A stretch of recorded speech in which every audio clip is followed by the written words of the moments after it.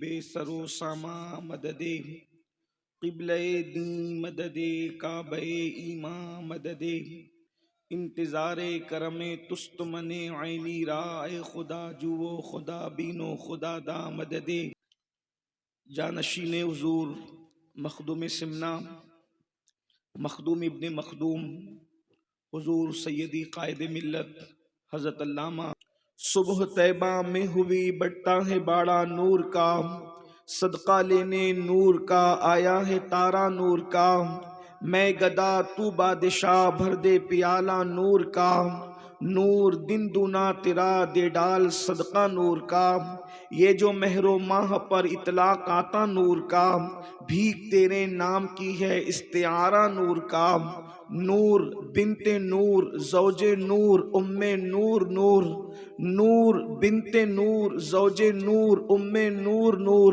نور مطلق کی کنیز اللہ لمع نور کا ایک سینے تک مشابہ ایک وہاں سے پاؤں تک حسن سبتین ان کے جاموں میں ہے نیما نور کا تو تیری نسل پاک میں ہے بچہ بچہ نور کا تو ہے عین نور تیرا سب گھرانہ نور کا آج کی یہ خوبصورت سی محفل ولی ابن ولی حضور سیدی شیخ اعظم رحمت اللہ تعالی علیہ کی بارگاہ میں خراج عقیدت پیش کرنے کے لیے منعقد کی گئی ہے، اور میرے لیے سب سے بڑا امتحان یہ ہے کہ حضور شیخ اعظم کی زندگی پر ان کے لائق فائق سپوت حضور سیدی قائد ملت نے خطاب فرما لیا ہے۔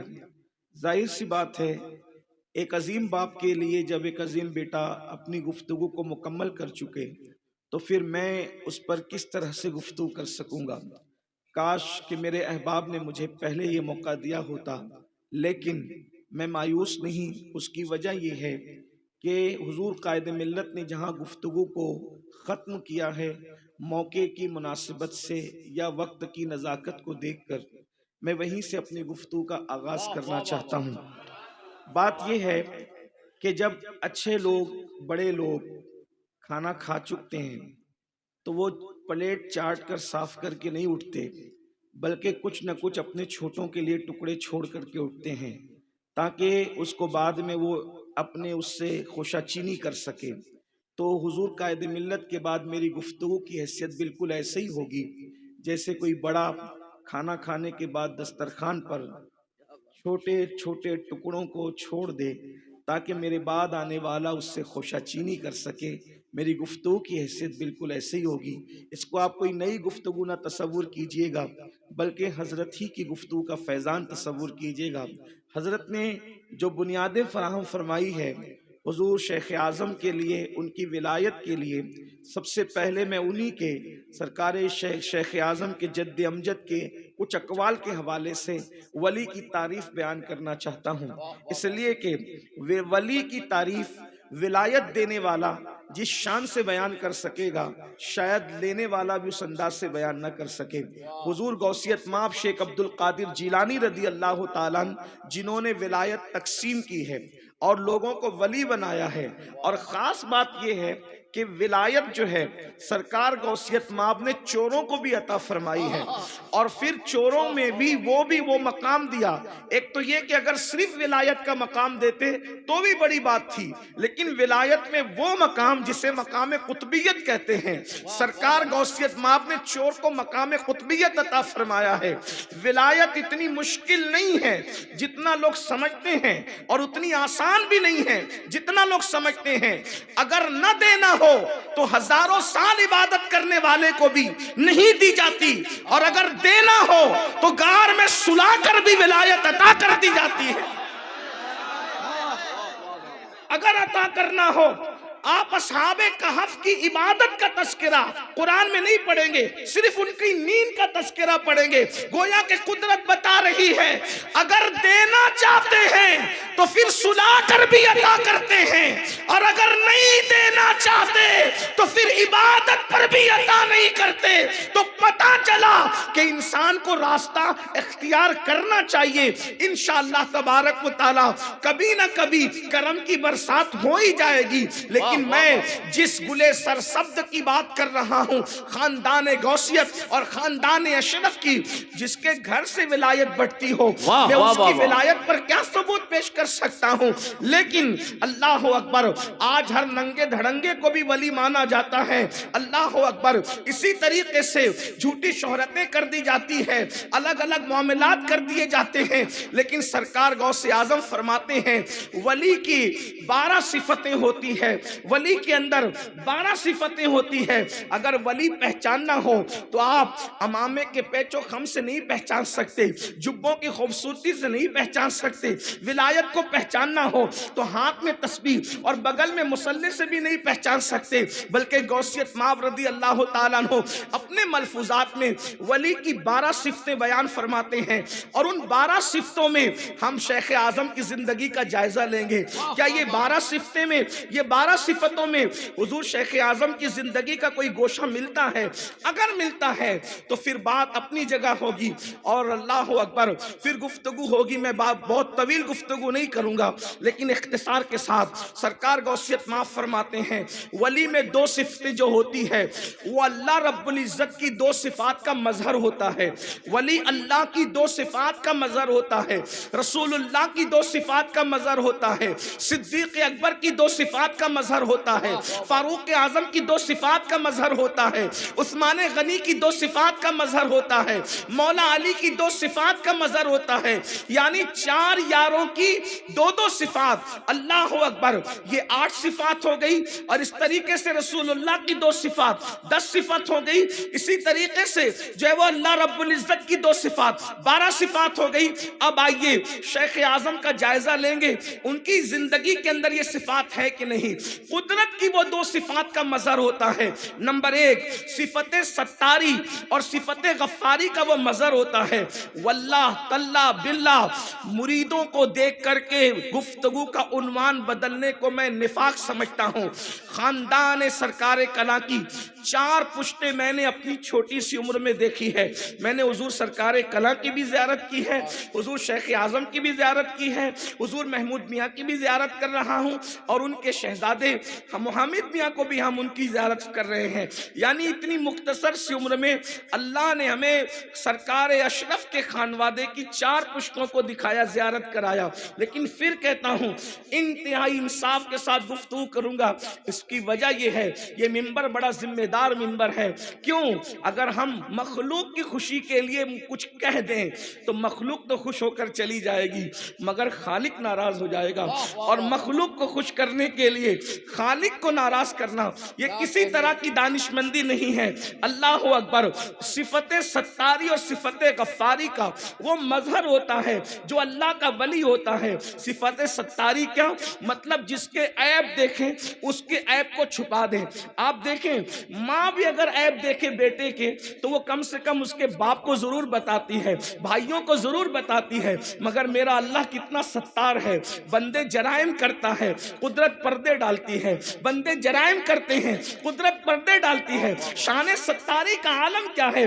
اللہ اکبر، بڑی معذرت کے ساتھ مسلمانوں، اگر اللہ ہمارے عیبوں پہ پردے نہ ڈالے تو نہ وہاں آپ بیٹھنے کے قابل ہوں، نہ یہاں ہم بیٹھنے کے قابل ہوں۔ یہ شان ستاری ہی تو ہے۔ انسان جرائم کرتا جاتا ہے اور اس کے بعد قدرت پردے ڈالتی جاتی ہے۔ اللہ اکبر، اس وقت تک پردے نہیں اٹھائے جاتے جب تک کہ انسان گناہ کرنے کا عادی ہو کر اس پہ دلیر نہ ہو جائے۔ مثال کے طور پر فاروق اعظم رضی اللہ تعالیٰ کے دور میں ایک شخص چوری کرتے پکڑا گیا، اور جب چوری کرتے پکڑا گیا تو آپ نے فرمایا اس کے ہاتھ کاٹ دو۔ اس نے ہاتھ جوڑ کے کہا سرکار پہلی مرتبہ کر کے پکڑا گیا ہوں۔ آپ فرماتے اللہ کی قسم تو نے پہلی بار چوری نہیں کی بلکہ تو عادی ہوا اس کے بعد ہی پکڑایا۔ اس نے کہا میں نے پہلی بار کی۔ فرمایا میں نہیں مانتا، لیکن جب تحقیق کی گئی تو پتا چلا وہ پہلی چوری نہیں تھی بلکہ وہ چوری کا عادی ہو گیا تھا۔ لوگوں نے کہا امیر المومنین اتنے یقین سے خدا کی قسم کیوں کھائی جب آپ کو پتا نہیں تھا؟ فرمایا واللہ میرا رب اتنا بڑا ستار ہے کہ پہلی مرتبہ جرم پہ کسی کو پکڑاتا نہیں ہے جب تک انسان جرم کرنے کا عادی نہ ہو جائے اور اس پر دلیر نہ ہو جائے. اللہ اکبر. یہ صفت ستاری ہے. اور اللہ جس کو اپنا ولی بناتا ہے اس کے اندر اس صفت ستاری کا کچھ حصہ عطا فرماتا ہے. یعنی وہ لوگوں کے عیبوں کو کریکتا نہیں ہے بلکہ عیبوں پہ پردے ڈالتا ہے. اب اگر میں بات سچی کر رہا ہوں تو شیخ اعظم کو دیکھنے والے یقیناً میری بات کی تصدیق کریں گے. شیخ اعظم اس ہستی کا نام ہے کہ جس کی محفل کے اندر کسی کے عیب بطور غیبت بیان نہیں ہوتے تھے، بلکہ جب بھی وہ گفتگو کرتے تھے یا تو تصوف کی گفتگو کرتے تھے یا تو بزرگوں کی گفتگو کرتے تھے یا تو اسلاف کی گفتگو کرتے تھے. اس لیے کہ جب پیر غیبت کرنے والا ہو جائے گا تو مریدوں کو غیبت کرنے سے کون بچائے گا؟ جب پیر لوگوں کی عیب جوئی کرنے والا ہو جائے گا تو عیبوں پہ پردے کون ڈالے گا؟ واللہ لوگ ڈاکٹروں کے پاس اتنا کھل کر کے اپنے معاملات بیان نہیں کرتے جتنا مشائخ کے پاس اپنے معاملات بیان کرتے ہیں. لیکن اگر وہی سب کے معاملات کو اوپن کرتا پھرے تو بتاؤ لوگوں کا حال کیا ہوگا؟ تو جسے قدرت دوست بناتی ہے اسے صفت ستاری سے حصہ عطا فرماتی ہے. اللہ اکبر. میں جلدی جلدی پڑھ رہا ہوں. نمبر 2، اسے صفت غفاری سے بھی حصہ عطا کیا جاتا ہے، یعنی معاف کرنا. اللہ اکبر. میں کوئی واللہ مردہ جو گڑ چکا ہے اس کو اٹھانا نہیں چاہتا، لیکن جو لوگوں نے حضور سرکار کلا کے وصال کے بعد کے حالات دیکھے ہیں وہ اس بات پر گواہ ہیں کن حالات سے شیخ اعظم گزرے ہیں. اللہ اکبر. جو خود کہتا ہے کہ غموں میں روتے ہوئے میرے آنسو مثل نیر ہو گئے ہیں. اللہ اکبر. مخدوم سمنا رحمت اللہ علیہ کی نیر سے اپنے آنسوؤں کو جو تشبیہ دیتا ہے، مگر واللہ جس وقت ستانے والوں نے معافی کی طلب کی ہے حضور شیخ اعظم نے اپنے نانا جان مصطفیٰ جان رحمت صلی اللہ علیہ وآلہ وسلم کے طریقے پر چلتے ہوئے آپ نے صمیم قلب کے ساتھ، کھلے دل کے ساتھ لوگوں کو معاف کر کے بتا دیا کہ صفت غفاری سے بھی اللہ نے آپ کو حصہ نصیب فرمایا ہے اور آپ نے معاف کیا ہے. خود ہمارے شہر مالیگاؤں کے اندر میں ایسے مجرموں کو جانتا ہوں جنہوں نے حضور شیخ اعظم کے ان دنوں میں بڑا دل دکھایا ہے، لیکن جب معافی کے لیے آئے ہیں تو معاف بھی کیا ہے، اور صرف معاف نہیں کیا بلکہ عطا بھی فرمایا ہے. تو گویا کہ جس کو ولایت دی جاتی ہے صفت ستاری اور غفاری کا اسے مظہر بنایا جاتا ہے. یہ حال ہے. اللہ اکبر. آپ اندازہ فرمائیں معاف کرنے کا طریقہ کیا. ایک مرتبہ میں خود حضور شیخ اعظم کی محفل میں موجود تھا. میری عمر اس وقت زیادہ نہیں تھی، لیکن میری قوت حافظہ جہاں تک میری رہنمائی کر رہی ہے میں بالکل جو ہے اگر صحیح کہہ رہا ہوں کہ اپنی قوت حافظہ کی بنیاد پر. تو ایک بات آپ کو بتاتا ہوں ان کی سوچ کیا تھی. حضور شیخ اعظم کے ساتھ کچھ لوگ بیٹھ کر کے حالات کا رونا رو رہے تھے، اس لیے کہ کچھ لوگوں کی عادت ہے کہ وہ اپنے بزرگوں کے درمیان حالات کا ایسا رونا روتے ہیں اسٹیج پر جانے سے پہلے تاکہ منبر پر جانے کے بعد انسان اپنی بولی بولنے کی بجائے بولے ہوئے لوگوں کی بولی بولے. لیکن ایک جملہ آپ کو کہہ دوں، شیخ اعظم کی بارگاہ میں کام کرنے والوں کی قدر تھی، کان بھرنے والوں کی قدر نہیں تھی. حضور شیخ اعظم اللہ کے اس برگزیدہ بندے کا نام ہے. اللہ اکبر. آپ پر کو جب شکایت کی گئی تو آپ نے فرمایا کہ آپ کا مخصوص انداز تھا، ہاتھ اٹھاتے تھے اور وہ خوبصورت ہاتھ، نکیلی انگلیاں، اور کبھی کبھی ان انگلیوں کے پوروں کے اوپر پان کے ہلکے سے نشانات، اور چہرہ اللہ اکبر ایسا کھلا ہوا یوں لگتا تھا جیسے کسی جھیل کے اندر ابھی ابھی کمل نے مسکرایا ہو. اتنا خوبصورت سا چہرہ. اور یہ بات انسان جو ہے بالکل شرح صدر کے ساتھ کہہ سکے کہ لوگ مولا علی کے بارے میں کہتے ہیں کہ وہ بہت زیادہ خوبصورت تو نہیں تھے. ہمارے شہر میں بھی کسی نے بکا تھا تو میں نے کہا تھا کم سے کم ان کی نسل ہی کو دیکھ لیتے.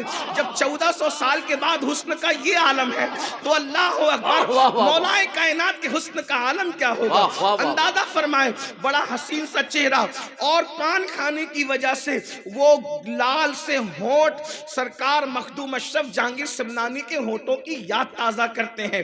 مخدوم علامہ شرف الدین یحییٰ منیری نے جس وقت مخدوم پاک رحمت اللہ علیہ کی صفات بیان کی تھی اس میں سے صحیح النسب حسینی سید کے ساتھ ساتھ یہ بھی کہا وہ اتنا خوبصورت ہوگا کہ اس کے حسن کی وجہ اس کے داڑھی کے اوپر بھی ظاہر ہوگی اور اس کے ہونٹوں سے پان کے اثرات ظاہر ہوں گے. یہ بات آپ کی زندگی میں ہے. حضور شیخ اعظم وہ مخصوص انداز میں جو ہے ہونٹوں کی لالی اور پھر ہاتھوں کا وہ انداز اور پھر زبان میں ایک ہلکی سی مخصوص سی لکنت اور وہ گفتگو کے مزے کو مزید دوبالا کر دیتی تھی اور کان میں رس گھولنے لگتی تھی. ان کے والد بزرگوار کی آواز کی یاد تازہ کر دیتی تھی, انداز تازہ کر دیتی تھی. تو آپ نے لوگوں سے فرمایا تم میری طرح کیوں نہیں بن جاتے؟ تو کہا حضور مطلب کیا؟ کہا جب لوگ مجھے ستانے لگتے ہیں تو میں ان کا جواب دینے کی بجائے میں اپنے آپ کو کسی نہ کسی کام میں بزی کر دیتا ہوں, کسی نہ کسی کام میں مصروف کر لیتا ہوں تاکہ مجھے لوگوں کو جواب نہ دینا پڑے. اور پھر فرمایا کہ میں تو دشمنوں کی طرف توجہ نہیں کرتا. وہ مخصوص لہجے میں نہیں بول سکوں گا, وہ بڑا خوبصورت میرے دل و دماغ پہ وہ جملے اب بھی نقش ہے اور ہم اس کو بھی مشعل راہ بنائے ہوئے ہیں. آپ نے فرمایا بڑوں کی صحبت میں بیٹھنے سے یہی ہوتا ہے, یاد رکھنا کتابیں علم بڑھا سکتی ہے, زندگیاں نہیں بدل سکتی. زندگیاں تو صحبتیں بدلا کرتی ہے. اس لیے جب بھی کوئی صاحب دل مل جائے تو چند لمحے اس کے قدموں میں بیٹھنے کی کوشش کرو, کس لیے کہ عارف رومی نے کہا ہے یک صاحب صحبت با اولیاء بہتر صد سالہ طاعت بیریا. اللہ اللہ, کسی صاحب دل کی صحبت میں بیٹھنے سے وہ ملتا ہے جو مہینوں سالوں برسوں محنت کرنے سے نہیں ملتا. اللہ اکبر. آپ نے فرمایا میں تو رابعہ بصری کی طرح ہوں, دشمنوں پہ توجہ ہی نہیں کرتا. تو لوگوں نے پوچھا حضور مطلب کیا؟ فرمایا جب رابعہ بہت عبادت کرتی تھی تو کسی نے کہا رابعہ مائی جب تو اتنی عبادت کرتی ہے تو دشمن تو تجھے بہت ستاتے ہیں, تو شیطان تو تجھے بہت ستاتا ہوگا, شیطان تو تجھے تکلیف پہنچاتا ہوگا, شیطان تو تجھے ہر جگہ پر پریشان کرنے کی کوشش کرتا ہوگا. تو رابعہ نے جواب دیا, کہا کہ مجھے یار کی یاری سے فرصت نہیں ہے, دشمن کے لیے میں وقت کہاں سے لاؤں؟ میرے پاس تو دشمنوں کے لیے. نعرہ تکبیر. آپ فرماتے حضور شیخ اعظم فرماتے مجھے کام سے فرصت نہیں ہے, میں مخالفین کے لیے وقت کہاں سے. آپ اندازہ فرمائے ایسا مرشد اللہ تعالیٰ نے آپ کو عطا فرمایا جسے شیخ اعظم واقعی وہ شیخ اعظم واقعی شیخ اعظم تھے.